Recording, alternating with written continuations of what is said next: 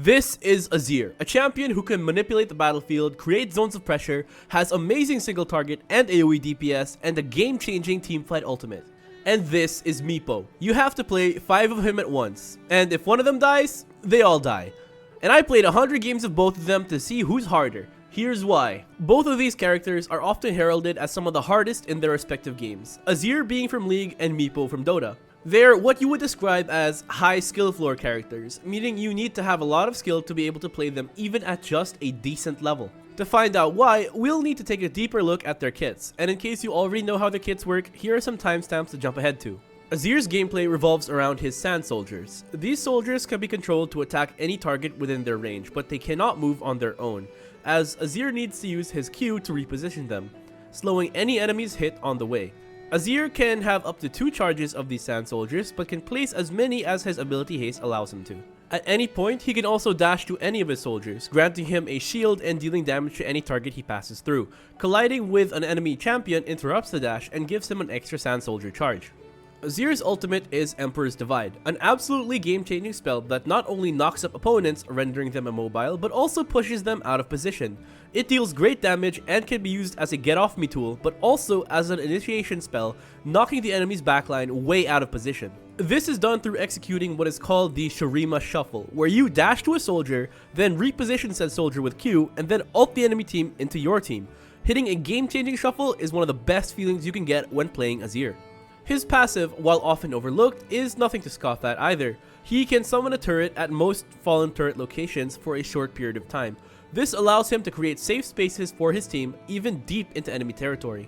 A good Azir is a menace, creating pressure zones with his soldiers, Sun Disc, and the threat of a well-executed shuffle. Because of his versatility and consistency, Azir is a staple of high-level play. He has great poke, damage that scales as the game goes on, and an engage/disengage tool that covers more distance than even some Dota heroes. Meepo's kit is also incredibly unique. Unlike other heroes, Meepo gets his ultimate at level 4 instead of 6, which grants him an additional Meepo every time it's leveled up. These clones copy Meepo's attributes, meaning his strength, agility, and intelligence stats, and boots. They also all have their own individual cooldowns for their spells. Only the main Meepo benefits from items that give damage, attack speed, armor, and other stats, and can use active items like Blink, Diffusal Blade, and Hex. His first skill is a skill shot where he throws a net at a target location, rooting any enemies caught for 2 seconds. And because each Meepo has individual cooldowns for their spells, you can chain your own roots to lock someone down longer than COVID did. His second spell allows him to teleport to any other Meepo regardless of where they are on the map. This spell also deals damage to enemies in an AoE at both departure and arrival location. Meepo's third skill, Ransack, is his sustain tool. Upon hitting an enemy, he and every other Meepo is healed for a set amount. So when one Meepo hits a target, every other Meepo is healed for 18 HP at max level. This can get pretty crazy once every Meepo is hitting something and suddenly even focusing a single Meepo becomes impossible. We also have to talk about his Shard and Ags upgrades. With the Shard, each individual Meepo gets access to the Dig spell, allowing them to hide underground, becoming untargetable and invulnerable while recovering 25% of their HP. And with Aghanim Scepter, the main Meepo can summon his other Meepos to become Mega Meepo, gaining 40% of all the other Meepo stats and being granted a slew of buffs. And with their kits out of the way, I played 100 quick play games of Azir and 100 turbo games of Meepo because this video would take ages if I did full length matches. Here's how they went. My first few games of Azir went surprisingly well. I found out why Azir is heralded as a safe laner. His poking capability is incredibly free. With a soldier up, he has the longest attack range in the game, outranging even Caitlyn, giving him a huge advantage in certain matchups. But his reliance on sand soldiers is something I kind of despised, not just because it was hard to manage mana early on, but because Riot gave him the best auto attack animation in the game, and because of his soldiers, I don't get to see it as much. In just my third game, I actually managed to pull off my first big Shurima shuffle, securing Dragon for my team and being one heck of a highlight. I ended up going 3-0 in my first few Azir games, and thought, hey, maybe Azir isn't that hard, only to go 1-6 in my next 7 matches. But in these matches, I learned something really interesting about Azir. Unlike other mages, Azir's counter isn't an assassin matchup. He actually destroys assassins because of insane poke in lane, peeling from his ult, and really good stat growth late game. Instead, his counter is other mages that outrange him. I had a really difficult time against mid laners like Nico and Vex, who would beat me through poke. and Xerath, cause lore. Meanwhile, my Meepo games were going horribly. My first game as Meepo was just straight up bad. I went mid lane and got absolutely rolled by an SF and could barely micromanage my Meepos, and it did not help that the enemy team had 3 incredibly rough matchups. As a hero, Meepo has very clear counters, AoE damage, and AoE control. Anyone with an AoE damage or control spell pretty much ruins Meepo's day, and the enemy had 3 of them.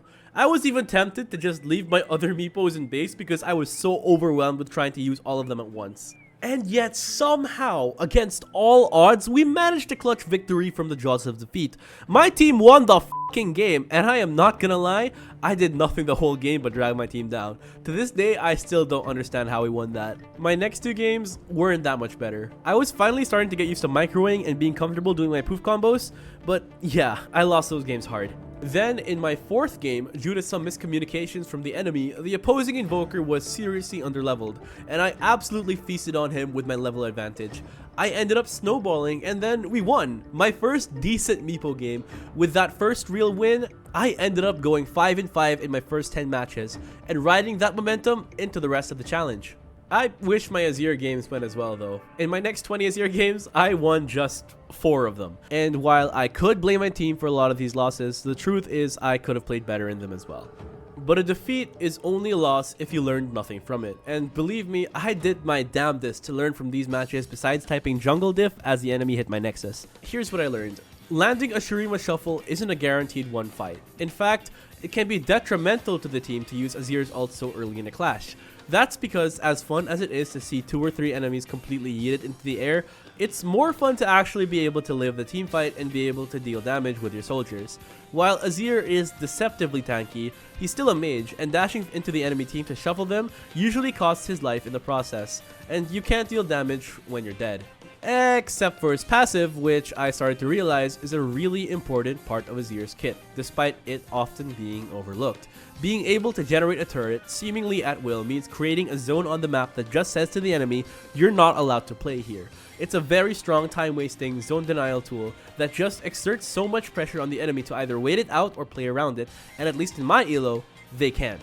Meanwhile, after learning how to execute the combos and gaining more confidence with my micro skills, I was balling on Meepo. By comparison at least, I ended up winning 9 out of my next 20 matches, which isn't too bad considering I wasn't super comfortable with the hero yet. I was starting to identify and play around Meepo's power spikes. Meepo gets significantly stronger every time he levels his ult, but particularly at levels 4 and 11. He also has key power spikes in Diffusal Blade, Blink Dagger, and Aghanims, allowing him to play even more aggressive and build a lead, which is very important on Meepo. And to hit these power spikes even faster, I learned how to generate passive income. By using Dota's order queuing system, you can issue back-to-back orders to units in a row. This allowed me to generate more passive income than this YouTube channel. You can change that though, like and subscribe. It was around game 40 that I realized that Meepo is not a hard carry. While he does scale well into the late game, other heroes just scale better. He does nothing against BKB targets and can't really build BKB himself, even with Mega Meepo. And once the enemy team has all the tools needed to deal with him like BKBs, hexes, and just more damage, he falls off a cliff. This is in stark contrast to Azir, who despite having a really good laning phase, scales well into the late game. His Nashor's power spike is really good, but he really starts to come into his own once he starts building things like Shadow Flame, Rabadons, and Zhonya's. With items, Azir can really start to hurt, becoming an AP carry with amazing disengage and a self-peel tool. I even tried Azir top lane to get better results, but not by much. I really enjoyed bullying top laners as a ranged champion with great disengage, and because of Azir's versatility, my team wasn't sacrificing a frontline slot because Tank Azir with Liandry's and tank items is an actually viable playstyle, with the main difference being that I don't get one shot after doing a shuffle. Meepo, on the other hand, would suffer when he's not played in mid. Meepo is a tempo carry, and any sort of delays in his game plan would ruin him. I could really feel the fact that I wasn't in a solo lane because I was leveling slower, meaning that I would hit my power spikes later. It was also around this time that I started utilizing Mega Meepo, not only as a save but also as a combat tool. I would enter into fights as this massive 6,000 HP tank and then just be unkillable trying to draw the enemy's fire. But really, there were only 2 ways to approach fights as Meepo: counter initiate or follow up by blinking into the enemy backline after the fight has started, or utilize Mega Meepos to become a problem. Azir, on the other hand, has all kinds of options. Sometimes he wants to dash away, sometimes he wants to dash into shuffle, sometimes he wants to hold a Sand Soldier charge or expend it for the extra DPS. There's like a million different ways you can approach a situation as Azir, and if you choose the wrong one, it will cost you your life. And that's what I found to be so difficult when playing this champion. Through about 50 games on both characters, I would say I was comfortable with both heroes' unique mechanics. Now that I learned the hero, I could focus on the matchups. Speaking of, Meepo matches up horribly versus 80% of the Dota roster. That's because they all have some way of countering this rat-faced The bane of his existence is AoE control, stopping the Meepos from playing the game. Meepo's win condition is that he gets ahead early and snowballs the win before the enemy team even has a chance to counter him. So he matches up well against heroes like Arc Warden, Invoker, Anti-Mage, and other heroes with Lake Power Spikes. Remember, you kill one Meepo, you kill them all, so he also gets countered by Isolation and big single target damage, like Pudge's Hook, Kunkka's X-Mark, and Chaos Knight's entire kit. But there were 5 heroes that just made my life a living hell during this entire challenge. Magnus is all about AoE damage, being able to damage and stun every single Meepo and then push all of my guys into his team, as if he's playing Azir. A special shout out to those Magnuses who would just preserve RP for me and only me. Jesus, that was annoying to fight again. Queen of Pain would be an okay matchup. Meepo at least would be able to lock her down with chain nets and blow her up before she could blink away, but the Quaps I faced would always rush Aghanims, which I feel was built specifically to counter Meepo, and it prevented me from playing the game. Witch Doctor was my permaban when I realized that nobody picks Winter Wyvern anymore because she's garbage.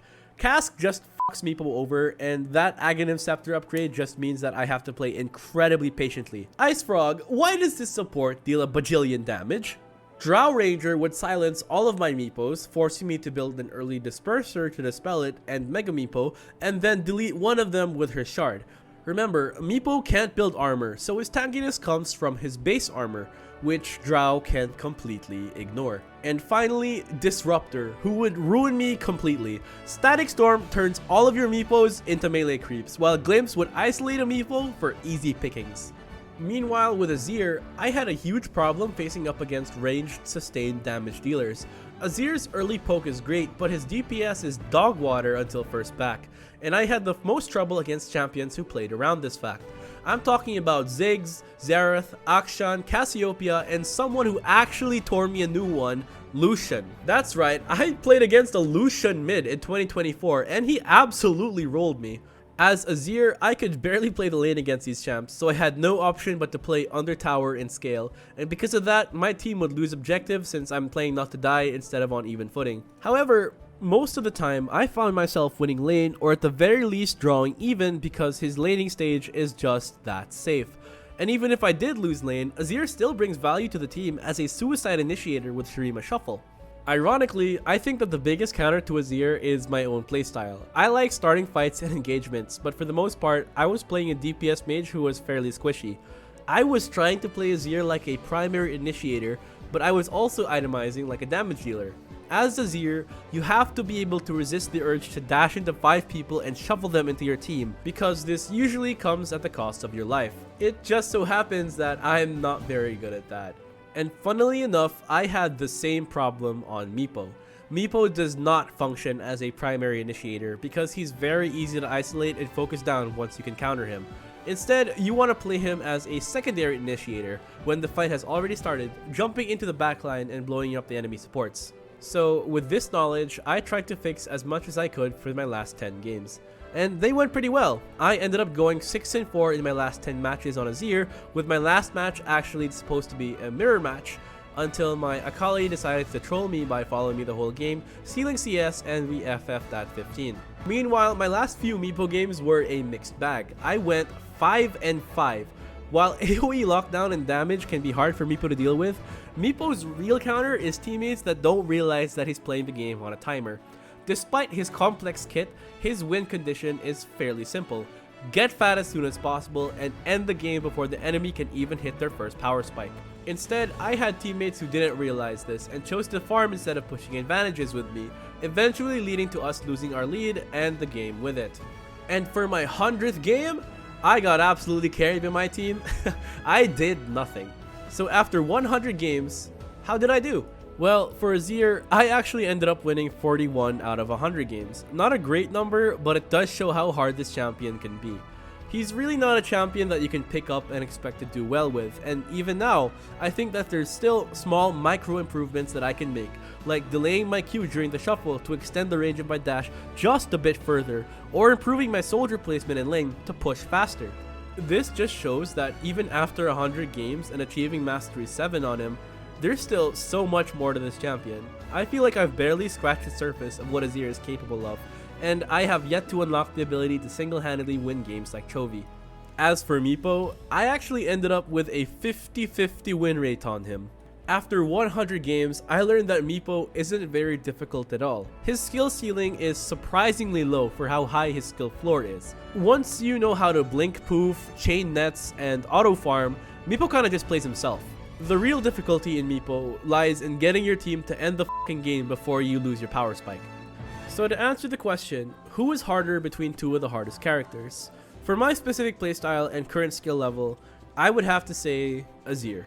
Azir is what you would call a jack-of-all-trades pick. He's a great blind pick and will get you consistent, reliable results as long as he's piloted well. That's why he's a pro play staple, because he has so many options on combat, optimization, rune choices, and playstyle. You're gonna have to adapt to every situation and every game. Meepo, on the other hand, has a single game plan. Get fat and fast. There's really only one way to play Meepo, and despite his mechanics being harder, that simplifies his overall gameplay loop. You can get away with building Diffusal Blink Ag Shard every game just like I did. I will acknowledge that playing in turbo mode definitely changes things. While it's supposed to simulate faster Dota matches, it definitely feels different from regular Dota. But at the same time, Meepo's windows to win the game are much smaller, and if I'm not ending by 15 minutes, I already know that the game's gonna be a hard one. But honestly, even with my verdict, this really doesn't prove much. I'm just one player in a sea of millions who play and enjoy these games with a very specific playstyle. As fun as I found Azir, I also found him incredibly difficult, which may not be the same experience for everyone in the same way some people may find Meepo incredibly easy. All I know is that both of these characters are incredibly fun and uniquely designed that I'm glad to have finally got the balls to pick them and try them out. Glad to add them both to my champion pool. Do you agree with my verdict or feel that I should have played a different character instead? Let me know in the comments, and if you like my content, don't forget to like the video and subscribe for more. I'm always trying to improve, so any feedback is appreciated. Ace out.